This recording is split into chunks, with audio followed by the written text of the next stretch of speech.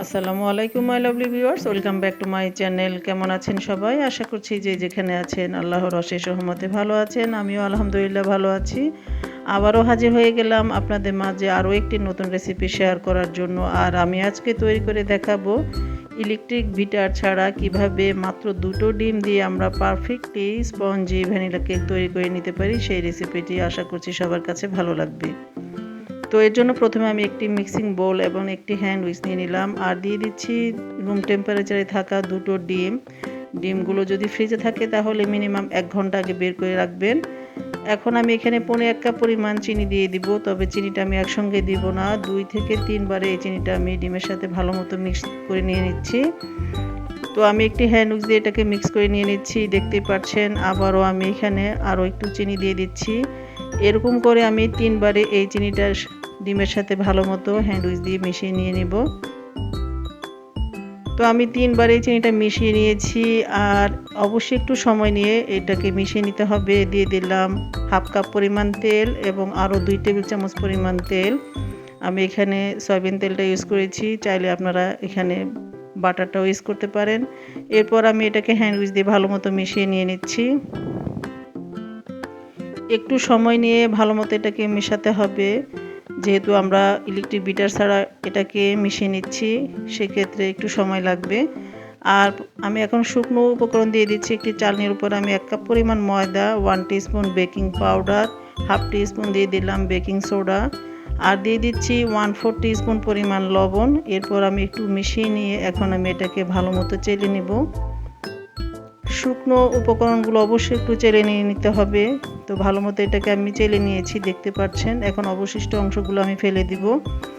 এরপর আমি hand weeks দিয়ে এটাকে আস্তে আস্তে আলতো হাতে এটাকে মিশিয়ে নেব। তাড়াহুড়ো করে মিশিয়ে নেওয়ার কোনো প্রয়োজন নেই, একটু সময় নিয়ে ভালো মতো এটাকে মিশিয়ে নিয়ে নিতে হবে। এরপর আমি এখানে দিয়ে দিচ্ছি 1 টিস্পুন পরিমাণ লেবুর রস আর 1 টিস্পুন দিয়ে দিলাম ভ্যানিলা এসেন্স, দিয়ে এটাকে আবার ভালো মতো মিশিয়ে নিয়ে নিচ্ছি। তো কেকের ব্যাটারটা আমার কাছে একটু ঘন মনে হচ্ছে, তার জন্য আমি এখানে 1/4 কাপ পরিমাণ লিকুইড দুধ দিয়ে দিচ্ছি। দুধটাকে আমি আগে থেকে জাল করে একটু ঠান্ডা করে নিয়েছি, সেখান থেকে আমি 1/4 কাপ পরিমাণ দিয়ে দিলাম। এরপর আমি আবার ভালো মতো এটাকে মিশিয়ে নিয়ে নিচ্ছি। তো দেখতেই পাচ্ছেন মিশিয়ে নেওয়া হয়ে গিয়েছে। আমার ব্যাটারের ঘনত্বটা দেখেই বুঝে নিতে পারছেন কীরকম হবে। ঠিক এরকম পর্যায়ে আমরা এটাকে এক সাইডে সরিয়ে নিচ্ছি। আমি এখানে একটি রাউন্ড শেপের কেক মোল্ড নিয়ে নিয়েছি। প্রথমে আমি একটু তেল দিয়ে এটাকে ব্রাশের সাহায্যে ভালো মতো চারপাশে ব্রাশ করে নিয়ে নিচ্ছি। ব্রাশ করে নিয়ে এখন আমি একটি বেকিং পেপার ঠিক মাঝ বরাবর এভাবে বিছিয়ে দিব। বেকিং পেপারটা বিছিয়ে দিয়ে আবার আমি এটাকে ব্রাশের সাহায্যে একটু তেলটা ব্রাশ করে নিয়ে নিচ্ছি। এখন আমি ব্যাটারটাকে এখানে ঢেলে নেব। আমি যে কেকের ব্যাটারটা আমি আগে থেকে তৈরি করে নিয়েছি সেটা ঢেলে নিচ্ছি। একটু উপর থেকে এই ব্যাটারটাকে ঢেলে নিয়ে নিতে হবে, দেখতেই পাচ্ছেন। তো আমি সম্পূর্ণ ব্যাটারটাকে এখন আমি কেক মোল্ডে ঢেলে নিয়েছি। এরপর আমি এটাকে একটু ট্যাপ করে নিচ্ছি যেন ভেতর থেকে এয়ার বাবলসগুলো বেরিয়ে আসে। তো আমি আজকে এই কেকটাকে চুলায় বেক করে নিব। এর জন্য আমি এখানে একটা হাঁড়ি বসিয়ে এরকম একটি স্ট্যান্ড দিয়ে বসিয়ে দিলাম, দেখতেই পাচ্ছেন। এরপর আমি সেই কেকের মোল্ডটাকে আমি এখানে বসিয়ে দিচ্ছি। আমি হাঁড়িটাকে আগে থেকে হাই হিটে 5 মিনিটের মতো গরম করে নিয়েছিলাম। এরপর আমি মোল্ডটাকে বসিয়ে ঢাকনা দিয়ে প্রথমে 5 মিনিট একটু হাই হিটে গরম করে নিব, তারপর আমি মিডিয়াম টু লোতে রেখে 40 মিনিটের জন্য রেখে দিচ্ছি। আমি 40 মিনিট পর ফিরে আসলাম, দেখতেই পাচ্ছেন এতটা সুন্দরভাবে আমার কেকটা তৈরি করে নেওয়া হয়ে গিয়েছে। এখন আমি একটি টুথপিক দিয়ে দেখে নিচ্ছি। যেহেতু আমার টুথপিকটা পুরোপুরি ক্লিন হয়ে বেরিয়ে এসেছে, অতএব কেকটা আমার পুরোপুরি ডান। কেকটাকে আমি হাঁড়ি থেকে নামিয়ে নিয়েছি।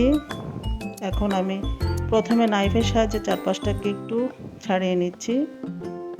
আমি আজকে কেকটাকে গরম থাকা অবস্থায় আলমোল্ড করে নিচ্ছি, যেহেতু আমার বাচ্চারা খাওয়ার জন্য একদম অস্থির হয়ে গিয়েছে। তো আমি একটি প্লেটের উপর কেকটাকে আলমন্ড করে নিয়েছি। এরপর উপর থেকে বেকিং পেপারটা ছাড়িয়ে নিচ্ছি। দেখতেই পাচ্ছেন কতটা স্পঞ্জি এবং কতটা পারফেক্টভাবে আমার কেকটা তৈরি করে নেওয়া হয়ে গিয়েছে। খুবই সুন্দরভাবে আমার কেকটা তৈরি করে নেওয়া হয়ে গিয়েছে। এখন আমি কেকটাকে কেটে দেখাচ্ছি আমার কেকটা কতটা স্পঞ্জি এবং কতটা সফট হয়েছে, দেখতেই পাচ্ছেন। ঠিক আমি যেভাবে মেজারমেন্টগুলো ইউজ করেছি সেভাবে ইউজ করলে আপনার কেকটাও এরকম পারফেক্টলি ভাবে তৈরি করে নেওয়া হয়ে যাবে। এই যে দেখতেই পাচ্ছেন এতটা সফট এবং এতটা স্পঞ্জি হয়েছে, আসলে আপনাদেরকে খাওয়াতে পারলে আপনারা বুঝতে পারতেন। ব্যাস তৈরি হয়ে গেল আমার কোনো প্রকার ইলেকট্রিক বিটার ছাড়া মাত্র 2টো ডিম দিয়ে আজকে আমার এই vanilla sponge cake. I hope আমার আজকের রেসিপিটি আপনাদের কাছে ভালো লেগেছে। যদি ভালো লেগে থাকে তাহলে আমার সার্থকতা, আর ভালো লাগলে অবশ্যই একটি লাইক দিয়ে দিবেন আর ফ্রেন্ডস অ্যান্ড ফ্যামিলির সাথে শেয়ার করবেন। আজ এই পর্যন্তই। সবাই ভালো থাকবেন, সুস্থ থাকবেন, আমার জন্য আমার পরিবারের জন্য দোয়া করবেন। ফিরে আসবো নতুন কোনো রেসিপি নিয়ে। আল্লাহ হাফেজ।